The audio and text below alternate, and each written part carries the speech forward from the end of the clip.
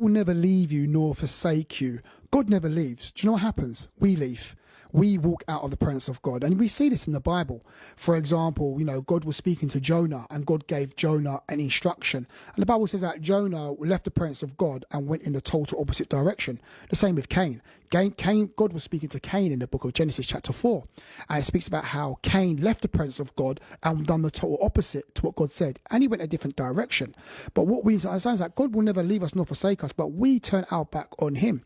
We decide to go our own way. It speaks about that in the book of Isaiah 53. Everybody, I think it's 53.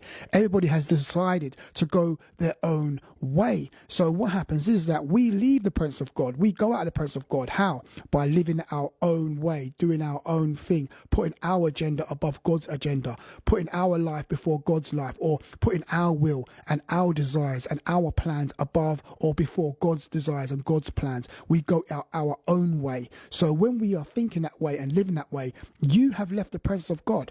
God's presence is still there, but we have left it. And what we need to do is get back into that presence, because in the presence of God, there is fullness of joy. Okay, there's freedom in his presence. There's revelation, wisdom, understanding, direction, clarity, deliverance in his presence. So we're fools to want to leave the presence of God. The presence of God is where we get our life from. We're connected to the blessing, connected to wisdom and insight. And that's how we need, and to win in this world, to win in life while we're here in the earth realm, you have to be connected or in the presence of God. The presence of God is very, very, very important. So today and every day going forward, get in the presence of God. Let's stop messing about.